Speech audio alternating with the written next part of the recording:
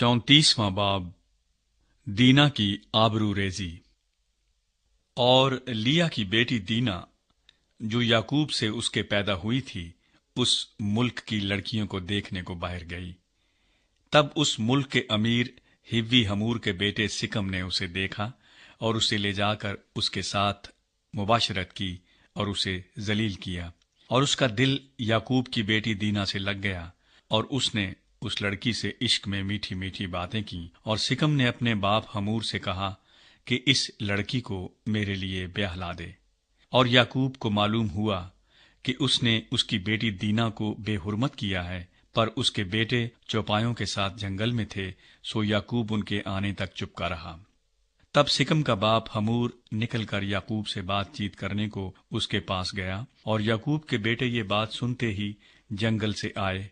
ये मर्द बड़े रंजीदा और गजबनाक थे, क्योंकि उसने जो याकूब की बेटी से मुबाशरत की तो बनी इसराइल में ऐसा मकरूह फेल किया जो हरगिज मुनासिब न था।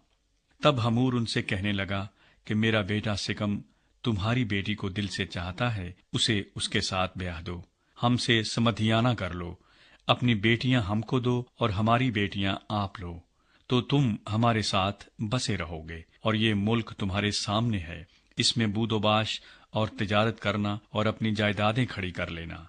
और सिकम ने इस लड़की के बाप और भाइयों से कहा कि मुझ पर बस तुम्हारे कर्म की नजर हो जाए, फिर जो कुछ तुम मुझसे कहोगे मैं दूंगा। मैं तुम्हारे कहने के मुताबिक जितना महर और जहेज तुम मुझसे तलब करो दूंगा, लेकिन लड़की को मुझसे ब्याह दो। तब याकूब के बेटों ने इस सबब से कि उसने उनकी बहन दीना को बेहुरमत किया था, रिया से सिकम और उसके बाप हमूर को जवाब दिया और कहने लगे कि हम ये नहीं कर सकते कि नामख्तून मर्द को अपनी बहन दें, क्योंकि इसमें हमारी बड़ी रुसवाई है।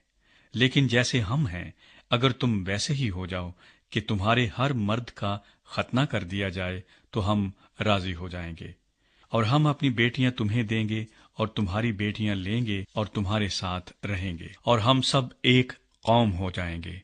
और अगर तुम खतना कराने के लिए हमारी बात न मानो तो हम अपनी लड़की लेकर चले जाएंगे। उनकी बातें हमूर और उसके बेटे सिकम को पसंद आईं, और उस जवान ने इस काम में ताखीर न की, क्योंकि उसे याकूब की बेटी का इश्तियाक था और वो अपने बाप के सारे घराने में सबसे मुअज्जज था। फिर हमूर और उसका बेटा सिकम अपने शहर के फाटक पर गए और अपने शहर के लोगों से यूं गुफ्तगू करने लगे कि ये लोग हमसे मेल जोल रखते हैं, बस वो इस मुल्क में रहकर सौदागरी करें, क्योंकि इस मुल्क में उनके लिए बहुत गुंजाइश है, और हम उनकी बेटियां ब्याह लें और अपनी बेटियां उनको दें, और वो भी हमारे साथ रहने और एक कौम बन जाने को राजी हैं, मगर फकत इस शर्त पर कि हम में से हर मर्द का खतना किया जाए जैसे उनका हुआ है। क्या उनके चौपाए और माल और सब जानवर हमारे न हो जाएंगे? हम फकत उनकी मान लें और वो हमारे साथ रहने लगेंगे। तब उन सबों ने जो उसके शहर के फाटक से आया जाया करते थे, हमूर और उसके बेटे सिकम की बात मानी, और जितने उसके शहर के फाटक से आमदोरफ्त करते थे उनमें से हर मर्द ने खतना कराया। और तीसरे दिन जब वो दर्द में मुब्तला थे तो यूं हुआ कि याकूब के बेटों में से दीना के दो भाई शमाऊन और लावी अपनी अपनी तलवार लेकर नागहां शहर पर आ पड़े और सब मर्दों को कत्ल किया, और हमूर और उसके बेटे सिकम को भी तलवार से कत्ल कर डाला, और सिकम के घर से दीना को निकाल ले गए। और याकूब के बेटे मकतूलों पर आए और शहर को लूटा, इसलिए कि उन्होंने उनकी बहन को बेहुरमत किया था।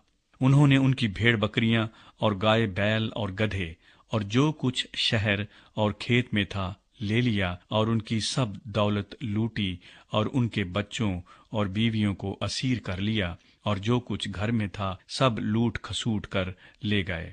तब याकूब ने शमाऊन और लावी से कहा कि तुमने मुझे कुढ़ाया, क्योंकि तुमने मुझे इस मुल्क के बाशिंदों यानी कनानियों और फरिजियों में नफरत अंगेज बना दिया, क्योंकि मेरे साथ तो थोड़े ही आदमी हैं, सो वो मिलकर मेरे मुकाबले को आएंगे और मुझे कत्ल कर देंगे, और मैं अपने घराने समेत बर्बाद हो जाऊंगा।